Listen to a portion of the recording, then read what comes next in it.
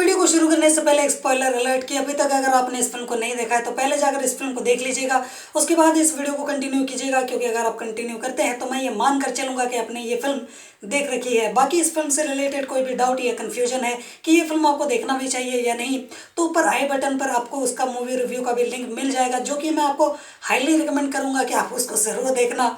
तभी आपको समझ में आएगा कि ये फिल्म आपके लाइक की भी है या फिर नहीं।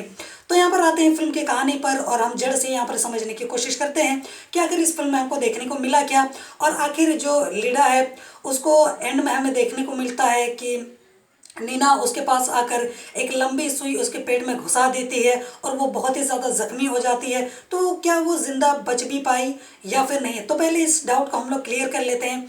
तो देखिए, जब उसको चोट लग जाती है, यानी कि एक तरीके से जो नीना है वो गुस्से में जब ये बात जान जाती है कि उस डॉल को, जो उसकी बेटी को बहुत ही ज़्यादा प्यारा था और वो उसके बिना नहीं रह सकती थी इतने दिनों से, वो पागल पागल होकर भटक रही थी कि पता नहीं वो डॉल कहाँ है। एक तो उसकी बेटी परेशान है और वो खुद भी बहुत ज़्यादा परेशान थी अपनी बेटी की वजह से, क्योंकि वो अपनी बेटी से बहुत प्यार करती थी।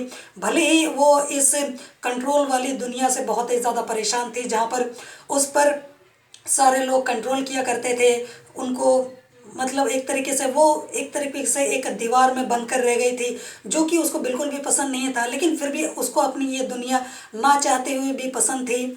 और बस यही थी उसके साथ सबसे बड़ी समस्या, क्योंकि एंड में हुआ भी वही। क्योंकि देखिए, सीधी सी बात है, हम एक सामाजिक प्राणी है, भले हम कितना भी आज़ाद उड़ने की कोशिश करें पर घूम फिर कर वही आएंगे, यानी कि अपने परिवार के पास। तो यहाँ पर भी वही हुआ कि जब नीना को ये बात पता चली कि जो लीडा है उसी ने गुड़िया को चुराया था और उसी ने ये हरकत की थी, जिसके बाद वो अपना आपा खो देती है। कौन? नीना।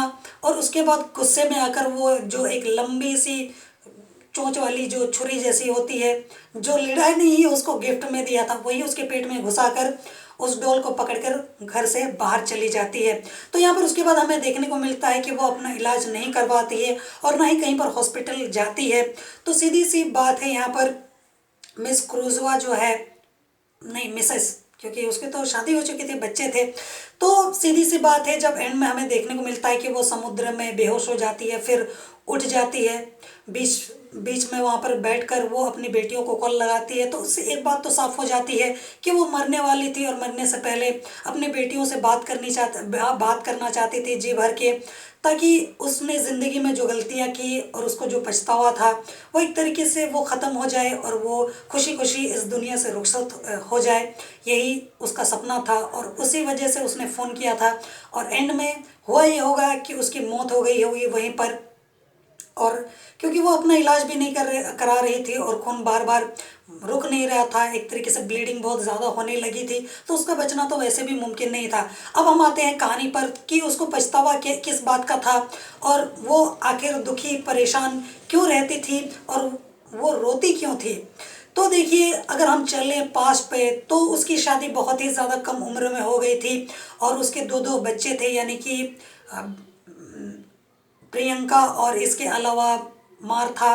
हाँ, तो ये दो बेटियां थी उसकी, जिसको वो अकेले पाल रही थी, क्योंकि हस्बैंड को इधर उधर काम से फुर्सत ही नहीं थी और इसको तो फुर्सत बिल्कुल भी नहीं थी, पर ये दोनों काम को मैनेज कर रही थी, प्रोफेशनल लाइफ और यहाँ पर फैमिली लाइफ को भी, जिसमें वो एक तरीके से पिस कर रह गई थी और वो आज़ादी चाहती थी किसी भी हाल में।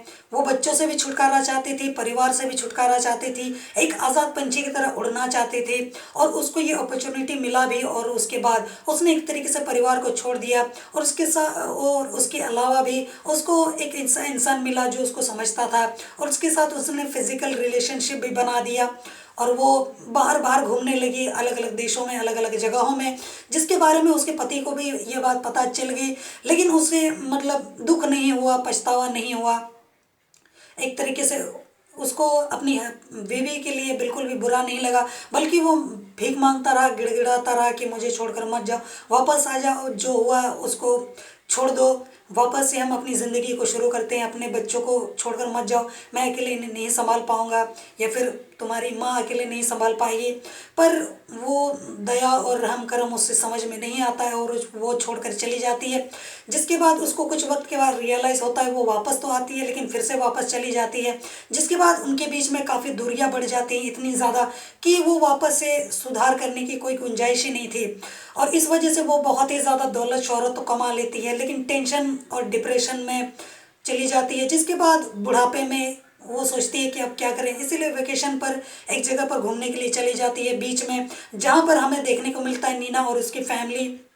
बाद में लीडा को धीरे धीरे पता चलता है कि नीना भी उसी कैटेगरी की, उसी टाइप की औरत है। जिसके बाद वो उससे दोस्ती बढ़ाती है, उसके साथ घुल मिलने की कोशिश करती है। पर एंड में हमें देखने को मिलता है वही कि हर इंसान एक जैसा नहीं होता है, हर इंसान की सोच एक जैसी नहीं होती है। और जब नीना को ये बात पता चला कि उसने उसकी बेटी के साथ गलत किया, यानी कि गुड़िया चुरा कर उसको हर्ट किया, तो उसने उसके साथ भी जैसा का तैसा किया, यानी कि उसको चोट पहुंचाया। और एक तरीके से एक बड़ी नुकीली सी सुई जो कि उसी ने, यानी कि लीडा ने ही गिफ्ट में दिया था, उसी को उसको पेट में घुसाकर उसको एक तरीके से घायल कर दिया। अब यहाँ पर लीडा भी एक तरीके से पछतावा और गम में जीना तो नहीं चाहती थी, और इसीलिए उसने एक तरीके से खुद को मौत के हवाले करना ही ज़्यादा बेहतर समझा। तो मुझे उम्मीद है कि ये सारी कहानी आपको समझ में आ गई होगी, और इससे ज़्यादा जानने की आपको ज़रूरत भी नहीं है, क्योंकि ये फिल्में वैसी है। समझ में आ गया आपको?